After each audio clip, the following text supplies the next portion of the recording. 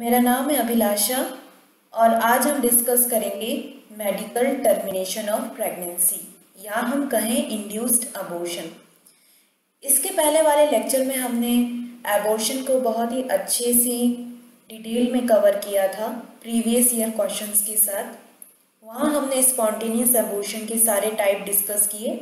आज हम डिस्कस करेंगे induced abortion, medical termination of pregnancy, medical termination of pregnancy act किन किन कंडीशंस में की जा सकती है, कौन कर सकता है, और मेथड्स के बारे में आज हम डिस्कस करेंगे। अगर हम एमटीपी को डिफाइन करें, MTP is also known as induced abortion. MTP को हम इंडक्शन ऑफ अबॉर्शन भी कह सकते हैं, यानी कि अबॉर्शन को कराना ही क्या है, मेडिकल टर्मिनेशन ऑफ प्रेगनेंसी है। और एमटीपी बेसिकली है क्या, एक deliberate interruption of intact pregnancy है। इस लाइन का क्या मतलब हुआ कि ऐसी प्रेगनेंसी जो फुली डेवलप हो चुकी है, इंटैक्ट हो चुकी है, फुली इस्टेब्लिश हो चुकी है, उस प्रेगनेंसी को हम क्या कर रहे हैं, सोच समझ करके उस प्रेगनेंसी को हम इंटरप्ट कर रहे हैं, उसको प्रेगनेंसी को हम स्टॉप कर रहे हैं। एमटीपी इज डेलिब्रेट, यानी कि सोच समझकर हम इंटैक्ट प्रेगनेंसी को इंटरप्ट कर रहे हैं, स्टॉप कर रहे हैं, रिमूव कर रहे हैं। एक और डेफिनेशन यहाँ पर दी गई है कि एमटीपी को हम लीगल अबॉर्शन भी कहते हैं। अबॉर्शन भी इंड्यूस्ड अबॉर्शन में दो टाइप के थे, एक लीगली इंड्यूस्ड अबॉर्शन और एक इलीगल तरीके से इंड्यूस्ड अबॉर्शन। एमटीपी है क्या, एक लीगल अबॉर्शन है। जो कब परफॉर्म किया जाता है, कौन परफॉर्म करता है, रजिस्टर्ड मेडिकल प्रैक्टिशनर एमटीपी को परफॉर्म कर सकता है और 20 वीक के गेस्टेशन से पहले ये एमटीपी परफॉर्म किया जाता है। MTP is also called as legal abortion prior to 20 week of gestation by registered medical practitioner in interest of mother's life. Mother की लाइफ के इंटरेस्ट में या मदर की लाइफ के सपोर्ट में या मदर की लाइफ में अगर प्रेगनेंसी की कंटिन्यूशन से कोई रिस्क है या मदर नहीं चाहती उस प्रेगनेंसी को कंटिन्यू रखना, तो रजिस्टर्ड मेडिकल प्रैक्टिशनर 20 वीक के गेस्टेशन से पहले एमटीपी को परफॉर्म कर सकता है, जिसे हम लीगल अबॉर्शन नाम देते हैं। एक और डेफिनेशन यहाँ एमटीपी की है कि एमटीपी या it is deliberate termination of pregnancy either by medical or surgical methods before the viability of foetus. इस वायबिलिटी ऑफ फीटस वाली टर्म को हम पहले डिस्कस कर चुके हैं। वायबिलिटी क्या होती है कि फीटस वायबल हो चुका है, मतलब फीटस का वेट 500 ग्राम से ज़्यादा का है, 22 वीक से ज़्यादा का गेस्टेशन है और वो इंडिपेंडेंटली सर्वाइव कर सकता है। अगर 22 वीक के ज़्यादा का गेस्टेशन है और 500 ग्राम से ज़्यादा का उसका वेट है और स्पेशल सिचुएशंस के अंदर वो डिलीवर आउट हो भी गया, तो ऐसा फीटस इंडिपेंडेंटली सर्वाइव कर सकता है। मींस वो फीटस क्या है, वायबल है। एमटीपी क्या है कि फीटस की वायबिलिटी से पहले या तो मेडिकल मेथड से या सर्जिकल मेथड से हम क्या कर रहे हैं, सोच समझकर प्रेगनेंसी को ख़त्म कर रहे हैं, एंड कर रहे हैं। उसे हम क्या नाम दे रहे हैं, मेडिकल टर्मिनेशन ऑफ प्रेगनेंसी। अब हमने बताया आपको कि इंडक्शन ऑफ अबॉर्शन लीगल भी होता है और इलीगल भी होता है। एक एमटीपी एक्ट बनाया गया ताकि हम इलीगल अबॉर्शन को कंट्रोल कर सकें, जिससे मॉर्टेलिटी और मॉर्बिडिटी को कंट्रोल किया जा सकता। वो एक्ट पार्लियामेंट के अंदर 1971, इंडियन पार्लियामेंट में ये 1971 के अंदर इंट्रोड्यूस किया गया और एनफोर्स इन 1972 और ये लागू हो गया 1972 के अंदर। Medical termination of pregnancy act 1971, यहाँ से क्वेश्चन बनता है, एग्जाम में कई बार आया हुआ है और आता रहता है लगातार। MTP act launched in the year 1971, right answer है। अगर एग्जाम में क्वेश्चन आता है एमटीपी एक्ट एनफोर्स्ड और इम्प्लीमेंटेड, तो आंसर है 1972। इंडियन अबॉर्शन लॉ जो है medical termination of pregnancy act के अंदर आते हैं और ये एक्ट 1971 के अंदर इंडिया की पार्लियामेंट में इंट्रोड्यूस किए गए ताकि इलीगल अबॉर्शन के इंसिडेंट्स को कम किया जा सके और मॉर्टेलिटी और मॉर्बिडिटी को हम कंट्रोल कर सकें। मैटरनल मॉर्टेलिटी और मैटरनल मॉर्बिडिटी को कंट्रोल किया जा सके, इलीगल अबॉर्शन को कम किया जा सके, इसके लिए 1971 के अंदर इंडिया की पार्लियामेंट में एमटीपी एक्ट को लेकर आया गया और अबॉर्शन के लॉज उस एमटीपी एक्ट के अंदर आते हैं। MTP act came into effect from 1 अप्रैल 1972। 1 अप्रैल 1972 से ये लागू हो गया और इसमें सर्टेन अमेंडमेंट्स हुए 1975 में और 2002 में। एमटीपी एक्ट के इंडिकेशंस मीन्स किन किन सिचुएशंस में अबॉर्शन किया जा सकता है, मेडिकल टर्मिनेशन ऑफ प्रेगनेंसी की जा सकती है। सो फर्स्ट इंडिकेशन है कि अगर प्रेगनेंसी के कंटिन्यू रहने से मदर की लाइफ को कोई सीरियस रिस्क है, इंजरी है, फिजिकल और मेंटल हेल्थ के साथ में कहीं ना कहीं कोई प्रॉब्लम अराइज हो रही है, तो हम क्या करेंगे, एमटीपी कर सकते हैं। क्रोमोसोमल एबनॉर्मलिटी इन चाइल्ड, यानी कि फीटस के अंदर कोई क्रोमोसोमल एबनॉर्मलिटी है तो किया जा सकता है एमटीपी। प्रेगनेंसी रेप का रिजल्ट है तो एमटीपी कर सकते हैं। फिजिकल और मेंटल एबनॉर्मलिटीज है फीटस में तो एमटीपी कर सकते हैं। अगर प्रेगनेंसी कॉन्ट्रासेप्टिव फेलियर की वजह से हुई है तो हम एमटीपी कर सकते हैं। Woman whose physical and mental health were endangered by pregnancy, यानी कि प्रेगनेंसी के कंटिन्यू रहने से अगर किसी वुमन की फिजिकल और मेंटल हेल्थ को कोई खतरा है तो हम एमटीपी कर सकते हैं। Woman facing birth of potentially handicapped और मालफॉर्म चाइल्ड, अगर फीटस के अंदर कोई कंजेनाइटल मालफॉर्मेशन है या हैंडीकैप्ड है फिजिकली तो एमटीपी कर सकते हैं। अनमैरिड गर्ल्स जो कि 18 ईयर से कम उम्र की हैं, उनके गार्जियन के कंसेंट के साथ में उनकी एमटीपी की जा सकती है। प्रेगनेंसी अगर फेलियर इन स्टेरिलाइजेशन का है, रिजल्ट है, स्टेरिलाइजेशन से फीमेल स्टेरिलाइजेशन के लिए हम ट्यूबेक्टोमी करते हैं और वासेक्टोमी मेल के लिए करते हैं। अगर ट्यूबेक्टोमी वासेक्टोमी करवा रखी है और फिर भी प्रेगनेंसी डेवलप हो गई तो उन केसेस में भी हम एमटीपी कर सकते हैं। ये सर्टेन गाइडलाइंस हैं जो उस मेंटल हेल्थ एक्ट 1971 के अंदर मेंशन है कि इन सिचुएशन में आप एमटीपी कर सकते हो। इसके अलावा अगर एमटीपी की है जैसे सेक्सुअल डिटर्मिनेशन के लिए की वजह से, जैसे सेक्सुअल डिटर्मिनेशन करके अगर पता चला मेल है या फीमेल है और उस केस में अगर आप एमटीपी कर रहे हो तो वो एक इलीगल ऑफेंस है। सर्टेन गाइडलाइंस हैं। सो फर्स्ट गाइडलाइन है कि एमटीपी कर कौन सकता है, तो एक्ट के अकॉर्डिंग एमएस-ओबीजी यानी कि ओबीजी की उसके पास डिग्री है, रजिस्टर्ड मेडिकल प्रैक्टिशनर इसको परफॉर्म कर सकता है। 25 एमटीपी उसने कम से कम परफॉर्म कर रखी हो और एमटीपी परफॉर्म करने के लिए वो जो प्लेस है वो प्लेस भी क्या होना चाहिए, रजिस्टर्ड होना चाहिए। किसी भी जगह पर एमटीपी नहीं की जाती है, किसी आप पर्सनल क्लिनिक पर नहीं कर सकते। अगर आपका क्लिनिक रजिस्टर्ड है उस एमटीपी को करने के लिए तो आप वहाँ एमटीपी कर सकते हैं। Termination is done at the place approved under the act. So यहाँ पर है कि जो प्लेस उस एक्ट के अंदर अप्रूव्ड आपने रजिस्टर्ड करा रखा है उस जगह पर आप एमटीपी कर सकते हैं और उन कंडीशंस में कर रख सकते हैं जो हमने डिस्कस की है। Next, pregnancy terminated on written consent of wife not husband. अगर वाइफ जो फीमेल है वो मेंटली फिजिकली हेल्दी है और वो कंसेंट दे सकती है तो उसके ही कंसेंट पे प्रेगनेंसी को टर्मिनेट किया जाता है। यहाँ पर आपको क्वेश्चन बन सकता है, एग्जाम में आ सकता है कि किसी फीमेल की एमटीपी कराने के लिए किसका कंसेंट जरूरी है या किसका कंसेंट मैंडेटरी है। तो यहाँ हस्बैंड का कंसेंट नहीं चलेगा। अगर वो फिजिकली मेंटली हेल्दी है तो वो खुद फीमेल कंसेंट देगी। माइनर का केस है, 18 साल से 18 साल से कम की उम्र है या मेंटली अनहेल्दी है तो गार्जियन का कंसेंट हम ले सकते हैं।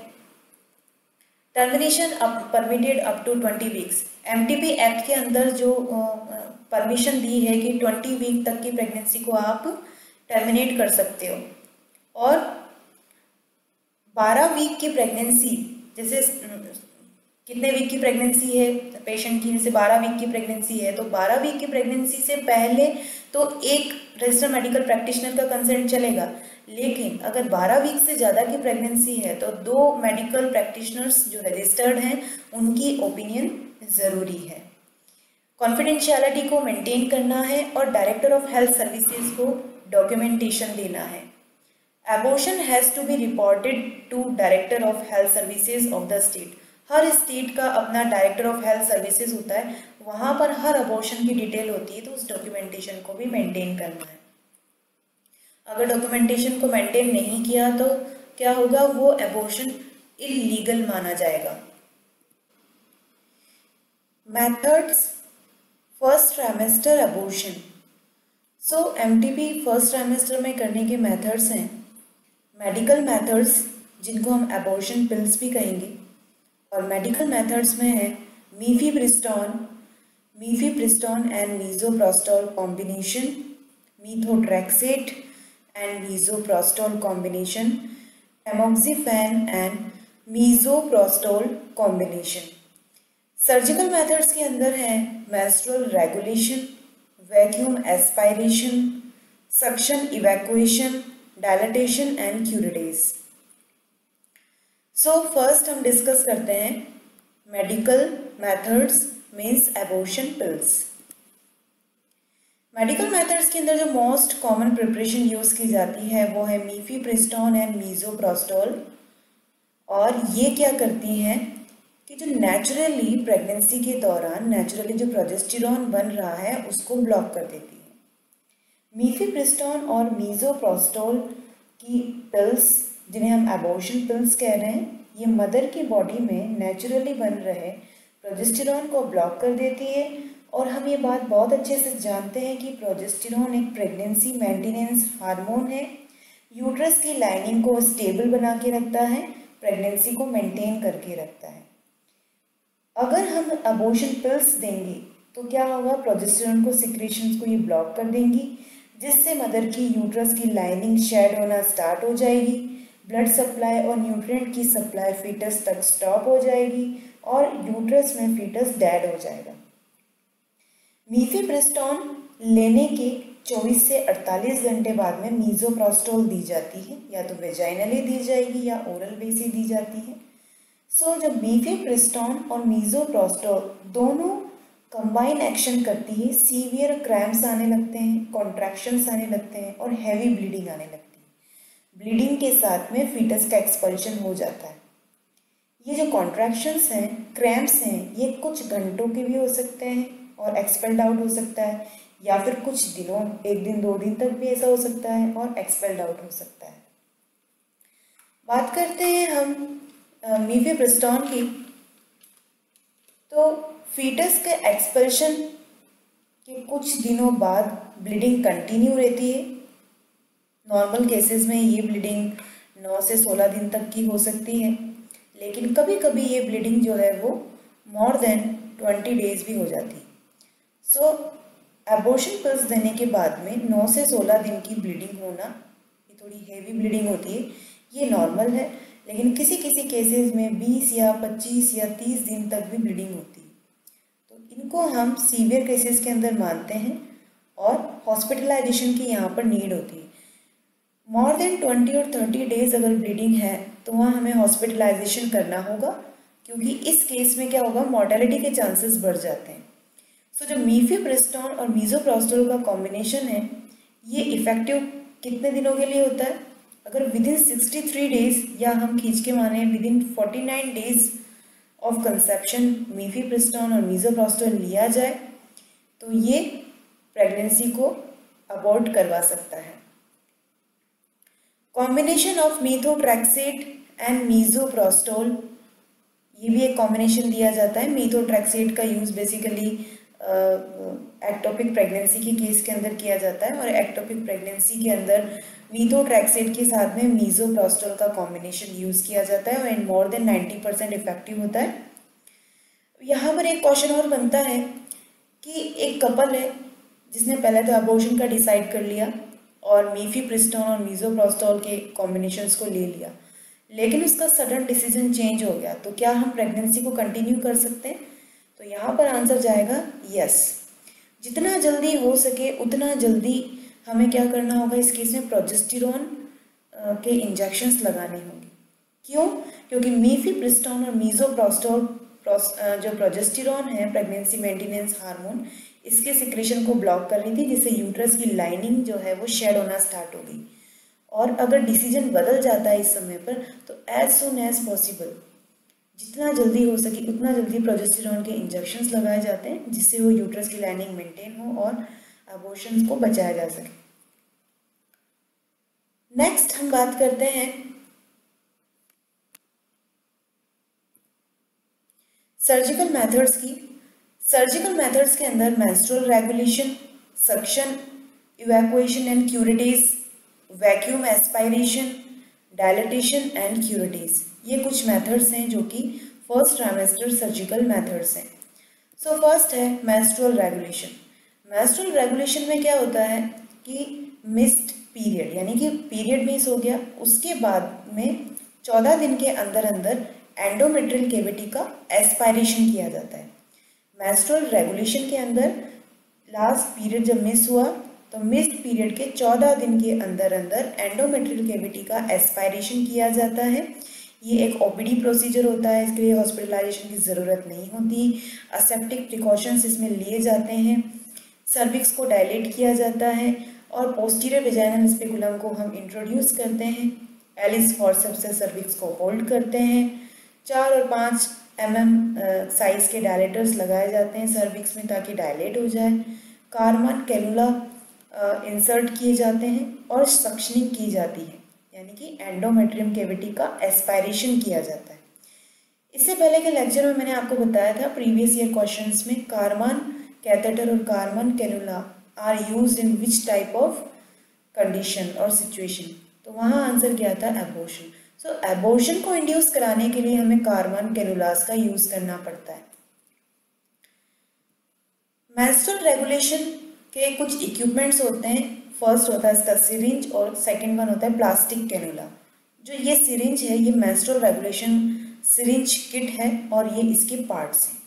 चलिए देखते हैं। ये पिंच वॉल्व है, ये वॉल्व लाइनर है, syringe barrel, plunger stop clip, ये ब्लैक कलर की ओ रिंग, सिरिंज प्लंजर, और ये सारे पार्ट्स फिट हो जाते हैं।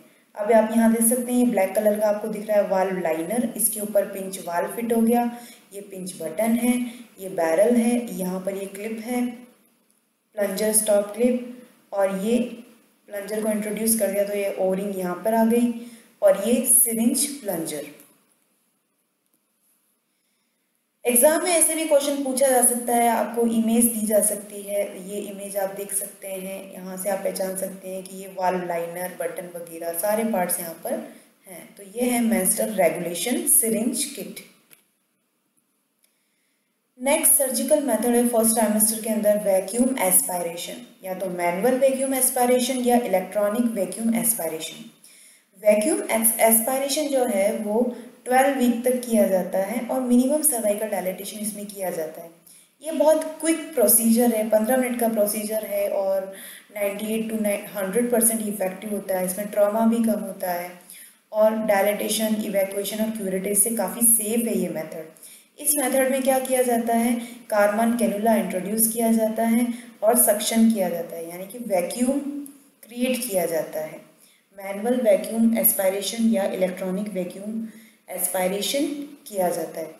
नेगेटिव प्रेशर यहाँ पर एक इम्पॉर्टेंट चीज़ है कि फर्स्ट ट्राइमेस्टर सर्जिकल एबॉर्शन के अंदर वैक्यूम एस्पायरेशन जब आप यूज़ करेंगे तो प्रेशर कितना होना चाहिए, मैं इसको हाईलाइट कर देती हूँ। नेगेटिव प्रेशर होना चाहिए 660 mmHg का, और ये 15 मिनट्स का प्रोसीजर होता है और मोर देन 98 और 100% इफेक्टिव होता है, लेस ट्रॉमेटिक होता है। नेक्स्ट बात करते हैं हम, ये जो इमेज आपको दिख रही है ये कारमन कैनुला की इमेज है। डिफरेंट टाइप ऑफ कारमन कैनुलास अलग अलग साइजेस के हैं। आप इसको देख के पहचान सकते हैं कि इसकी जो नीचे वाली नोक है वो नुकीली है और आगे थोड़ा सा डिप्रेशन सा है। अगर हम वैक्यूम क्रिएट कर रहे हैं या सक्शनिंग कर रहे हैं तो कार्बन कैनुला को इंट्रोड्यूस करेंगे एबॉर्शन के केस में। इस नीचे नुकीले वाले पार्ट से प्रोडक्ट ऑफ कंसेप्शन को ग्रैस्प किया जाता है, खींचा जाता है, और ऊपर वाला पार्ट क्या यूज आएगा, सक्शनिंग के काम या वैक्यूम क्रिएट करने के काम आएगा। अब बहुत ही इम्पॉर्टेंट कन्फ्यूजन जो है वो हम क्लियर करेंगे। बहुत लोगों को कन्फ्यूजन रहता है कि डीएनसी और डीएनई में क्या डिफरेंस है। सो डीएनसी का फुल फॉर्म होता है डायलेटेशन एंड क्यूरेटेज और डीएनई का फुल फॉर्म होता है dilatation and evacuation. So DNC का प्रोसेस है क्या, ये फर्स्ट ट्राइमेस्टर के दौरान किया जाता है। ट्राइमेस्टर का मतलब होता है group of 3 months. First trimester मतलब फर्स्ट 3 मंथ्स। अगर हम वीक्स में देखें तो फर्स्ट ट्राइमेस्टर में कितने वीक आते हैं, फर्स्ट 12 वीक्स आएंगे। सो फर्स्ट 12 वीक्स जो फर्स्ट ट्राइमेस्टर में, सेकेंड ट्राइमेस्टर में 13 से 28 वीक और थर्ड ट्राइमेस्टर में 29 से 40 weeks. So dilatation and curettage का जो प्रोसीजर है वो फर्स्ट ट्राइमेस्टर के दौरान किया जाता है, यानी कि फर्स्ट 12 वीक्स में किया जाता है। और ये बहुत ही शॉर्ट प्रोसीजर होता है, 15 से 20 मिनट का इसमें टाइम लगता है। इसके अंदर बेसिक एक्टिविटी जो परफॉर्म की जाती है वो वैक्यूम एस्पायरेशन किया जाता है। इसके अंदर सर्विक्स को डायलेट किया जाता है और वैक्यूम एस्पायरेशन किया जाता है। एक इंस्ट्रूमेंट जिसे हम क्यूरेट बोलते हैं, क्यूरेट क्या होता है, स्पून शेप छोटा सा इंस्ट्रूमेंट होता है, उससे प्रोडक्ट ऑफ कंसेप्शन को रिमूव आउट किया जाता है, जो भी बचा कुचा प्रोडक्ट रह गया है। यानी कि मेजर पार्ट क्या होगा, वैक्यूम एस्पायरेशन होगा, फर्स्ट ट्राइमेस्टर में किया जा रहा है। और फर्स्ट ट्राइमेस्टर के दौरान जो मेजर पार्ट ऑफ कंसेप्शन है उसको हम वैक्यूम से सक्शन आउट करके कलेक्शन जार में ले लेंगे, और थोड़ी बहुत अगर वहाँ पर लाइनिंग वगैरह रह गई है एंडोमेट्रियम की तो उसे क्यूरेट जो कि स्पून शेप्ड आर्टिकल है उससे रिमूव किया जाता है। डीएनई का जो प्रोसीजर है डायलेटेशन एंड इवैक्यूएशन, ये सेकेंड ट्राइमेस्टर में किया जाता है, मीन्स 13 से 28 वीक के बीच में। ये आधे घंटे से 35 मिनट का इसमें समय लगता है। इसमें सर्जिकल इंस्ट्रूमेंट्स की ज़रूरत पड़ती है, जैसे कि फॉरसेप्स। क्यों ज़रूरत पड़ती है, क्योंकि सेकेंड ट्राइमेस्टर में जो फीटस है उसकी ग्रोथ काफ़ी अच्छी हो जाती है, उसके hands, limbs, hands, legs, thorax वगैरह काफ़ी अच्छे ग्रोथ कर जाते हैं। इसलिए वैक्यूम एस्पायरेशन के बाद क्या होता है कि वो जो फीटस है वो रिमूव आउट नहीं हो पाता है वैक्यूम से, क्योंकि उस कैनुला में फिट नहीं हो पाता है, बड़ा हो जाता है वो। तो फॉरसेप्स लाइक स्ट्रक्चर से उसकी लिम्स को अलग अलग करके टुकड़े टुकड़े करके उसको निकाला जाता है। सो डीएनई का जो प्रोसीजर है मोर कॉम्प्लेक्स प्रोसीजर है, इसमें ज़्यादा टाइम लगता है। सेकेंड ट्राइमेस्टर के अंदर ये किया जाता है और इसके अंदर सर्विक्स को डायलेट किया जाएगा, उसके बाद में वैक्यूम एस्पायरेशन करके एमनियोटिक फ्लूइड को निकाला जाएगा। एमनियोटिक फ्लूइड को निकालने के बाद में फॉरसेप का यूज़ करके एक एक करके उसके पार्ट्स को टुकड़े टुकड़े करके निकाले जाएंगे, और उसके बाद में जो बची कुची लाइनिंग है, यानी कि फीटस को पूरा निकाल लेने के बाद में अंदर जो यूट्राइन लाइनिंग है वहाँ पर क्यूरेट का यूज़ करके और एंडोमेट्रियम को हम रिमूव आउट कर सकते हैं। सो यहाँ पर आई थिंक आपका कन्फ्यूजन क्लियर हो गया होगा कि डीएनसी और डीएनई में क्या डिफरेंस है और कब डीएनसी और कब डीएनई करी जाती है।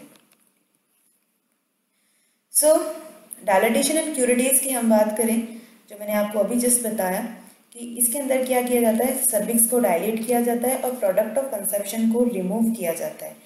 इसका प्रोसीजर अगर हम शॉर्ट में देखें तो इसके प्रोसीजर में सबसे पहले जो है वो प्रोसीजर के 12 घंटे पहले, यानी कि जब हम डीएनसी करेंगे उसके 12 घंटे पहले हम लेमिनेरिया टेंट सर्विक्स में डालते हैं। अब लेमिनेरिया टेंट क्या होते हैं, लेमिनेरिया टेंट प्लग जैसी स्ट्रक्चर होती है, यहाँ पे आप देख सकते हैं।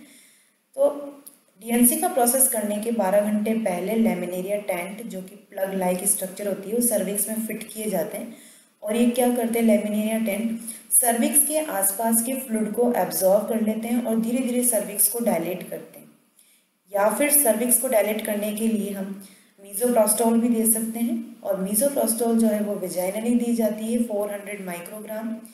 प्रोसीजर करने के 3 घंटे पहले ये दी जाती है। तो सबसे पहला काम हुआ कि सर्विक्स को डायलेट करना होगा। डीएनसी का प्रोसेस करने के लिए गेस्टेशनल एज को आइडेंटिफाई करना बहुत ज़रूरी है। सो गेस्टेशनल एज को आइडेंटिफाई करने के लिए अल्ट्रासाउंड सोनोग्राफी की जाती है। सो अल्ट्रासाउंड सोनोग्राफी में हमें गेस्टेशनल एज पता चल जाएगी, इससे हम क्या आइडेंटिफाई कर सकते हैं कि जो फीटस है वो फर्स्ट ट्राइमेस्टर में है या सेकेंड ट्राइमेस्टर में है। अगर फर्स्ट में है तो हमें डीएनसी करनी होगी, और अगर सेकेंड ट्राइमेस्टर में है तो हमें डीएनई का प्रोसेस करना होगा। अल्ट्रासाउंड सोनोग्राफी के बाद में वेजाइनल एग्जामिनेशन किया जाता है ताकि यूट्रस की साइज, पोजीशन, सर्विक्स को चेक किया जा सके, और पोस्टीरियर वेजाइनल स्पेकुलम को इंट्रोड्यूस किया जाता है। असिस्टेंट को बोला जाता है कि आप इसको होल्ड करके रखो, और एलिस फॉर्सेप्स हैं जो सर्विक्स है उसके एंटीरियर लिप को ग्रैस्प किया जाता है। उसके बाद में स्मॉल साइज मेटल डायलेटर से धीरे धीरे सर्विक्स को डायलेट किया जाता है। अब यहाँ पर ये सवाल उठता है कि सर्विक्स को डायलेट कितना करेंगे। तो जो सक्शन कैनुला हम यूज़ करेंगे यूट्रस के कंटेंट को बाहर निकालने के लिए, उस सक्शन कैनुला से एक साइज कम तक सर्विक्स को हम डायलेट करेंगे। नेक्स्ट हम बात करते हैं इंट्रावेनस मिथार्जिन दी जाती है 0.2 mg, और ये मिथार्जिन क्या करेगी, वैसोकॉन्स्ट्रिक्टर की तरह काम करती है और एक्सेस ब्लीडिंग को कंट्रोल करती है। एप्रोप्रिएट साइज के सक्शन कैथेटर्स का यूज़ किया जाता है, और सक्शन कैथेटर्स को सक्शन एपरेटस में फिट किया जाता है। और यहाँ पर सक्शन का प्रेशर कितना होना चाहिए, ये यहाँ पर एक इम्पॉर्टेंट बात है कि सक्शन का जो प्रेशर है डीएनसी के प्रोसेस में वो 400 से 600 mmHg होना चाहिए, और सक्शन कैनुला का मूवमेंट कैसा होगा, 360 डिग्री पर वो रोटेट होगा। 360 डिग्री मतलब ऊपर नीचे दाएं बाएं हर डायरेक्शन में उसे धीरे धीरे हम रोटेट करते जाएंगे और जो यूट्रस का कंटेंट है उसको रिमूव आउट करेंगे। जब पूरा प्रोसेस हो जाएगा, जब हमने फील कर लिया कि अब सक्शन करने के लिए कुछ नहीं बचा है, तो सक्शन बॉटल को इंस्पेक्ट किया जाता है, उसमें चेक किया जाता है प्रोडक्ट ऑफ कंसेप्शन आया है या नहीं आया है, ब्लड लॉस कितना हुआ है। और उसके बाद में जो है जब हम फुली सेटिस्फाइड हो जाते हैं, अगर ब्लड लॉस एक्सेस है तो मेडिकेशंस परफॉर्म की जाती हैं, और नॉर्मल ब्लड लॉस है तो फीमेल को स्टेराइल वर्बल पैड्स लगाए जाते हैं। यहाँ पर एक इम्पॉर्टेंट बात है कि the end point of suction is denoted by, हमें कैसे पता चलेगा कि बस अब हमें और सक्शन नहीं करना है। सो यहाँ पर मैंने आपको 3 बातें हाईलाइट की हैं। सो फर्स्ट है no more material is been sunk.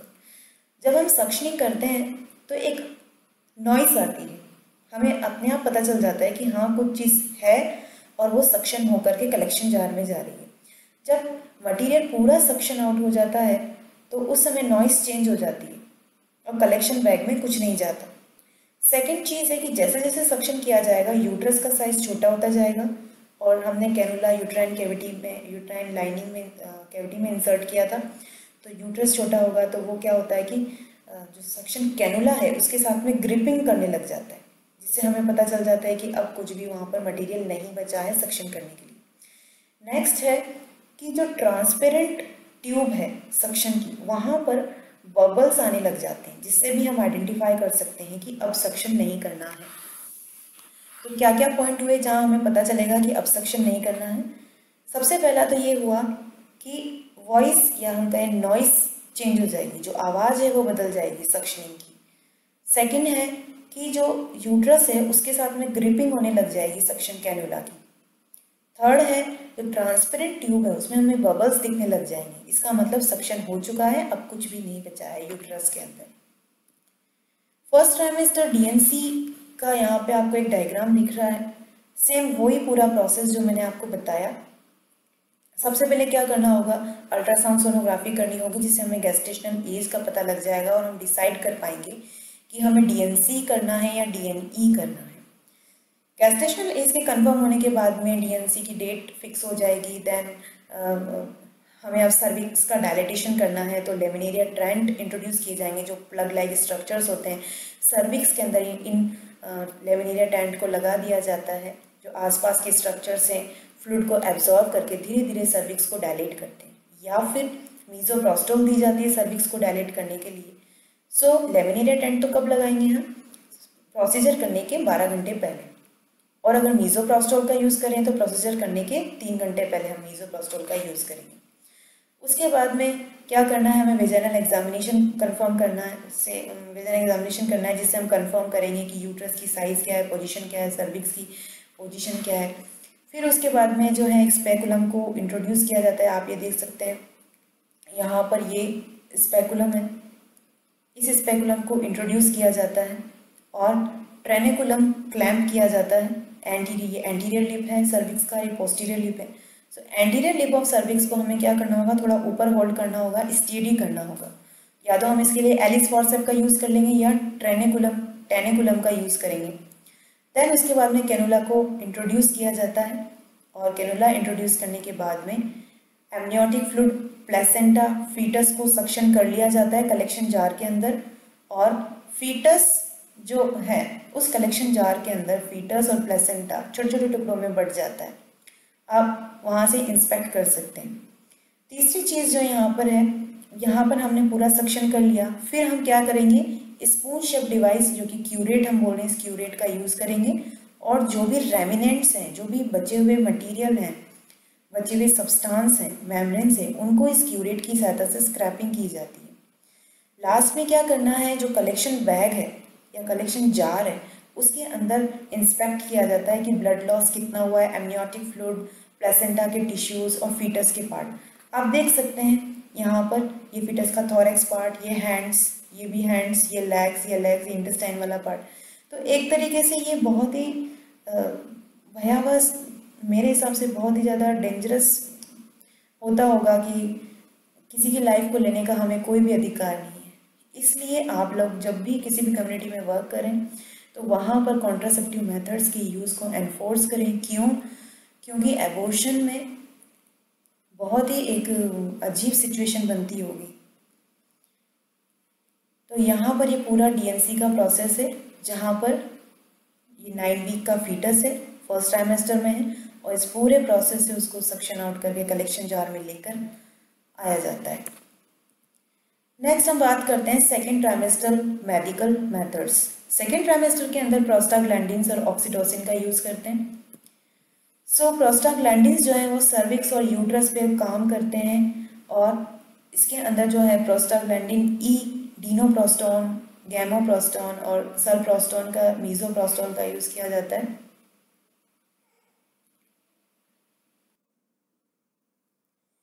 Second trimester abortions के अंदर मेडिकल मेथड के अंदर प्रोस्टाग्लैंडिन 2 टाइप्स के यूज़ किए जाते हैं, PGE1, PGF। जो मोस्ट कॉमन यूज़ किए जाते हैं वो PGE यूज़ किए जाते हैं क्योंकि इनका मायोमेट्रियम पर बहुत अच्छा एक्शन होता है और इनके साइड इफ़ेक्ट्स भी कम होते हैं। PGE1 एनालॉग होता है मीजोप्रोस्टोल। मीजोप्रोस्टोल वेजाइनली दी जाती है 3 to 4 आवर्स के इंटरवल में। इसकी डोज 400 to 800 माइक्रोग्राम होती है और ये बहुत ज़्यादा इफेक्टिव है। नेक्स्ट हम बात करते हैं कि सेकेंड ट्राइमेस्टर एबॉर्शन के अंदर जो मीजोप्रोस्टोल है वो 100% सक्सेस रेट के साथ है, यानी कि 100% एबॉर्शन करा देती है सेकेंड ट्राइमेस्टर के अंदर। सेकेंड ट्राइमेस्टर एमटीपी का नेक्स्ट मेथड है ऑक्सीटोसिन। हाई डोज ऑक्सीटोसिन एक सिंगल एजेंट है जो कि सेकेंड ट्राइमेस्टर के अंदर मोस्ट कॉमनली यूज़ किया जाता है और 80% इफेक्टिव है। इसका मोड ऑफ एक्शन क्या है कि जो ऑक्सीटोसिन है वो मायोमेट्रियम के ऊपर इनके रिसेप्टर्स होते हैं, वहाँ जाकर ये अटैच हो जाता है और मायोमेट्रियल कॉन्ट्रैक्शंस को स्टार्ट करता है जिससे फीटस, प्लेसेंटा और मेम्ब्रेन का एक्सपल्शन का प्रोसेस स्टार्ट हो जाता है। सेकेंड ट्राइमेस्टर सर्जिकल मेथड्स की हम बात करें तो यहाँ पर dilatation, evacuation, oxytocin infusion, hypertonic saline infusion और हिस्टेरेक्टोमी। हिस्टेरेक्टोमी एक रेयर कंडीशन है, बहुत कम केसेस के अंदर हिस्टेरेक्टोमी परफॉर्म की जाती है। सेकेंड ट्राइमेस्टर सर्जिकल मेथड्स को हम डिस्कस कर रहे हैं और यहाँ पर एक बात बहुत इम्पॉर्टेंट जो है, फर्स्ट ट्राइमेस्टर के अंदर जो एमटीपी है वो थोड़ी इजी होती है, लेकिन सेकेंड ट्राइमेस्टर में एमटीपी डिफिकल्ट हो जाती है क्योंकि सेकेंड ट्राइमेस्टर में फीटस काफ़ी ग्रोथ कर जाता है जिस वजह से उसको एक्सक्रेट आउट करना बहुत मुश्किल पड़ जाता है। डीएनई 13 वीक से 24 वीक के बीच में परफॉर्म की जाती है।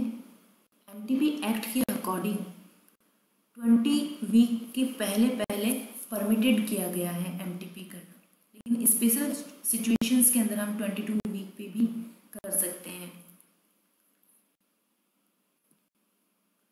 सो फर्स्ट है यहाँ पर extra amniotic hypertonic saline infusion. So इस केस में क्या किया जाता है कि हाइपरटोनिक सलाइन को इन्फ्यूज कर दिया जाता है। और कौन सा हाइपरटोनिक सलाइन इन्फ्यूजन यहाँ पर यूज किया जाता है? 0.1% इथाप्राइडिन लैक्टेट इसके अंदर यूज किया जाता है। ट्रांस सर्वाइकली मेथड से 16 नंबर फॉलिस कैथेटर से इसको डाला जाता है। फॉलिस कैथेटर को सर्विकल कैनाल से पास किया जाता है। इंटरनल ओएस से 10 सेंटीमीटर ऊपर की ओर इसको प्लेस किया जाता है और 10 ml इसको इन्फ्लेट किया जाता है कैथेटर को सलाइन के साथ, और 4 घंटे तक इस सलाइन सॉल्यूशन को वहां पर इन्फ्लेट करके रखा जाता है।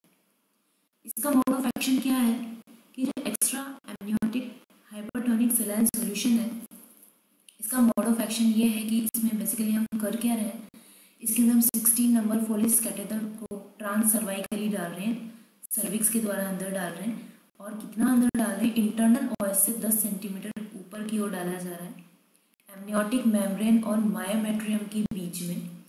वहाँ पर 10 ml सलाइन सॉल्यूशन से उस बैलून को, फॉलिस कैथेटर के बैलून को इन्फ्लेट हम कर रहे हैं, और इन्फ्लेट करने के बाद 4 घंटे तक इसको वहाँ पर रखा जाता है।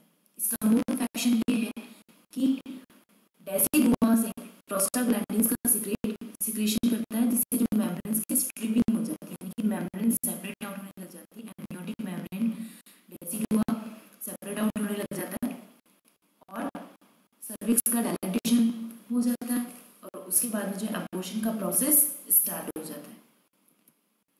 सेकेंड ट्राइमेस्टर DNE का प्रोसेस को हम इस डायग्राम से समझ सकते हैं। आप यहाँ देख सकते हैं कि ये 23 वीक का फीटस है जो काफी कुछ डेवलप हो चुका है। 20 वीक का जो फीटस होता है, मैं आपको बताना चाहूंगी, अपने हाथ की जो हथेली होती है, इतना बड़ा 20 वीक का फीटस होता है। तो जो 23 वीक का फीटस है, इसको हमको एक्सक्रेट आउट करना है। सेकेंड ट्राइमेस्टर में हम DNE डायलेटेशन एंड इवैक्यूएशन का प्रोसेस यूज करेंगे। वही सारा सबसे पहले परफॉर्म किया, वेजाइनल एग्जामिनेशन परफॉर्म किया, गेस्टेशनल एज का पता लगाया, यूट्रस की पोजीशन, सर्विक्स की पोजीशन चेक करी। उसके बाद में फिर हमने सर्विक्स को डायलेट किया लैमिनेरिया टेंट से या फिर मीजोप्रोस्टोल दिया। देन उसके बाद में हमने जो है वो वैक्यूम एस्पायरेशन किया और एमनियोटिक फ्लूइड को बाहर ले लिया। अब आप देख सकते हैं कि ये इतना फीटस इतना बड़ा है कि ये कार्बन कैनुला में नहीं आ सकता, तो कार्बन कैनुला में जो यहाँ का एमनियोटिक फ्लूइड था वो आ गया, और फीटस को बाहर निकालने के लिए स्पून नहीं, इसको कहेंगे हम कि लॉन्ग टूथ क्लैम्प का यूज करते हैं।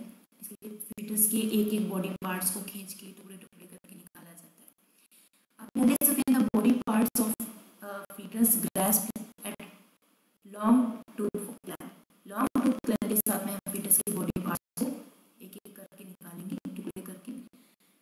आप यहाँ देख सकते हैं कि पहले हाथ निकाला, पहले पेट निकाले उसके, फिर उसके बाद यहाँ पर हाथ निकाला जा रहा है। यहाँ पर फीटस की जो फोर आर्म की लेंथ बताइए 70 mm की इसकी फोर आर्म की लेंथ है। देन सी पार्ट में आप देख सकते हैं कि रिमेनिंग बॉडी टिश्यूज को, थोरैक्स पार्ट को धीरे धीरे करके निकाला जाता है और फीटस के हेड को क्रश करके निकाला जाता है। प्लेसेंटा और रिमेनिंग कंटेंट्स को सक्शन करके यूट्रस से निकाल लिया जाता है। अगर फिर भी वहाँ पर कुछ ना कुछ रेमिनेंट्स रह गए तो उनको क्यूरेट से स्क्रैप करके निकाल लिया जाता है। कॉम्प्लिकेशंस की बात करें DNE प्रोसीजर के, तो इमीडिएट कॉम्प्लिकेशन से सर्विक्स में इंजरी हो सकती है, सर्विक्स में ईयर हो सकते हैं, यूट्राइन परफोरेशन हो सकता है, बहुत ज़्यादा ब्लीडिंग हो सकती है जिसकी वजह से हेमरेज हो सकता है, पेशेंट शॉक में जा सकता है, या post abortary triad. Post abortary triad means pain, bleeding and low grade fever. ये तीन ऐसे सिम्टम हैं, इसलिए इसको हमने क्या कहा, ट्रायल। और अबॉर्शन के बाद हो रहे हैं ये, पेन हो सकता है, बहुत ज़्यादा ब्लीडिंग हो सकती है और फीवर भी हो सकता है। रिमोट कॉम्प्लिकेशंस की बात करें, मेंस्ट्रुअल डिस्टर्बेंस हो सकता है, इनफर्टिलिटी डेवलप हो सकती है। यानी इस बार तो अबॉर्शन करवा लिया सेकेंड ट्राइमेस्टर में, लेकिन आगे हो सकता है कभी कंसीव हो ही ना, एंडोमेट्रियोसिस डेवलप हो जाए, रिकरेंट अबॉर्शंस हो जाए, एक्टोपिक प्रेगनेंसी हो जाए, एक्सेट्रा। एक्स्ट्रा पॉइंट्स है। जो डीएनसी का प्रोसेस मैंने आपको डिस्कस किया था, डायलेटेशन एंड क्यूरेटेज, जो हम फर्स्ट ट्राइमेस्टर में कर रहे थे, 15 से 20 मिनट का प्रोसेस जब था, ये थेरापेटिक डीएनसी भी होता है। मीन्स थेरापेटिक का मतलब क्या हुआ कि सिर्फ एबॉर्शन करने के लिए इस डीएनसी का यूज़ नहीं होता, कभी कभी कुछ ऐसी कंडीशंस, मेडिकल कंडीशंस डेवलप हो जाती है जिनको ट्रीट करने के लिए डीएनसी की जाती है। जैसे प्रेगनेंसी तो नहीं है लेकिन मेंस्ट्रुअल पीरियड्स के समय बहुत ज़्यादा हेवी ब्लीडिंग है, या पीरियड्स के बीच में बहुत ज़्यादा ब्लीडिंग हो रही है, 28 दिन का हम नॉर्मल साइकिल लेके चलते हैं, और 28 दिन के साइकिल में बीच बीच में अगर स्पॉटिंग और हेवी ब्लीडिंग हो रही है तो उस केस में हम थेरापेटिक डीएनसी कर सकते हैं। फाइब्रॉइड्स और नॉन कैंसरस ट्यूमर्स को रिमूव करने के लिए, कैंसरस ट्यूमर्स को रिमूव करने के लिए, उनका एग्जामिनेशन करने के लिए हम डीएनसी कर सकते हैं। सेक्सुअली ट्रांसमिटेड डिजीज और पेल्विक इन्फ्लेमेटरी डिजीज की वजह से अगर सर्विक्स के या यूट्रस के कुछ टिश्यूज अफेक्ट हो गए तो उनके लिए भी हम थेरापेटिक डीएनसी कर सकते हैं। इसके अलावा elective abortion, intrauterine contraceptive device को रिमूव करने के लिए भी हम डीएनसी कर सकते हैं। Recovery process after DNC. DNC होने के बाद में थोड़ी थकान रहती है, 1-2 दिन तक थोड़े लाइट क्रैम्प्स फील होते हैं, लाइट ब्लीडिंग कॉमन है।